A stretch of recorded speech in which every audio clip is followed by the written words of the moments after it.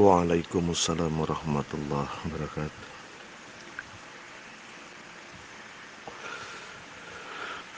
Berkurban dengan kambing atau sapi betina ya.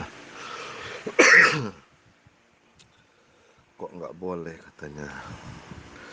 Jadi sebetulnya dalam riwayat Imam Tirmizi, dalam sebuah hadis baginda Nabi Muhammad SAW, baginda Nabi bersabda, arba'atun la tujazi'u fil adhiyah. 4 macam binatang yang tidak sah untuk dijadikan hewan kurban. Al-awra'ul bayyinu awra'uha wal maridah, al-bayyinu maraduha, wal arja'ul bayyinu dal'uha, wal ajsfa'ul lati la tunqi. 4 macam binatang yang tidak 4 macam binatang yang tidak sah untuk dijadikan kurban.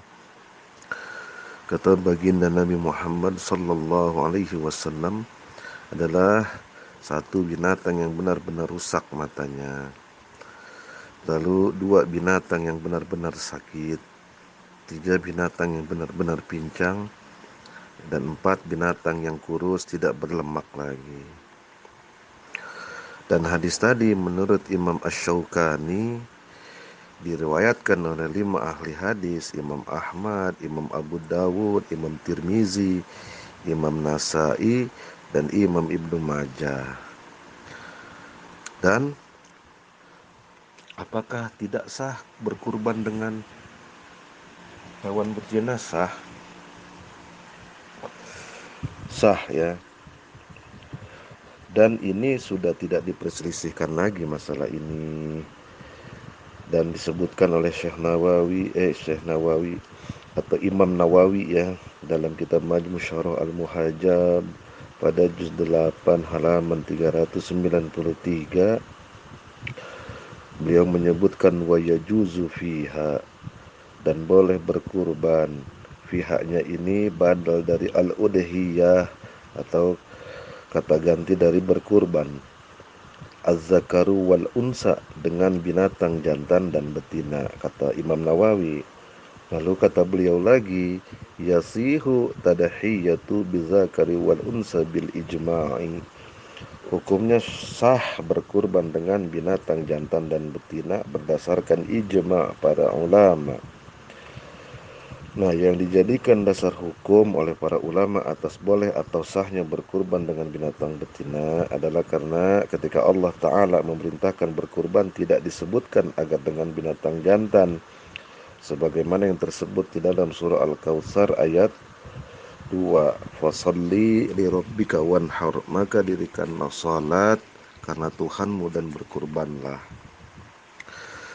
Lalu bukan hanya kurban, maka akikah pun sah dengan binatang betina, karena telah terdapat dalil atau keterangan yang sahih, yang sharih ya, dari sebuah hadis Nabi Muhammad sallallahu alaihi wasallam dari Urmi Kuzarin al-Ka'biyah annaha sa'alat Rasulullah sallallahu alaihi wasallam, bahwasanya dia bertanya kepada Nabi Muhammad sallallahu alaihi wasallam, anil aqiqah, tentang akikah.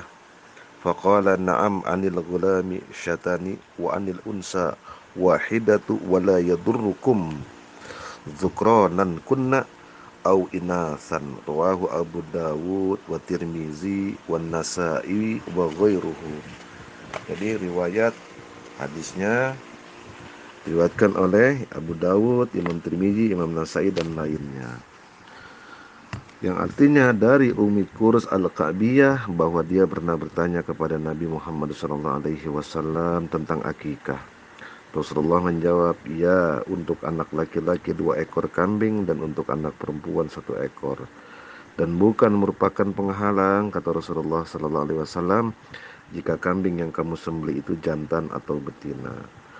Nah, kata Imam Syaukani lagi dalam Nailul Autornya pada juz 5 halaman 227, beliau mengatakan qauluhu wala yadurrukum, sabda Nabi pada kalimat wala yadurrukum yang artinya dan bukan merupakan penghalang, zukronan kun au inasan, jika kambing yang kamu sembelih itu jantan ataukah betina.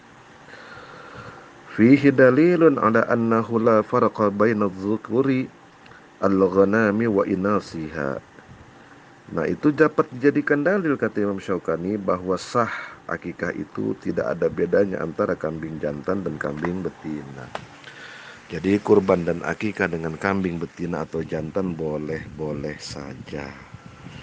Nah, yang terakhir kata Imam Nawawi lagi ini ya dalam majmu'nya, wa iza jaza zalika fil aqiqati bihadzal khabari dalla ala jawazihi fil udhiyah.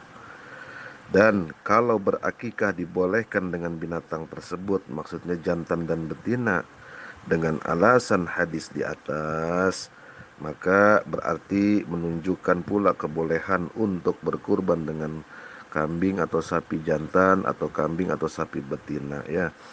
Jadi tidak betul kalau yang mengatakan kurban gak boleh dengan kambing atau sapi betina ya.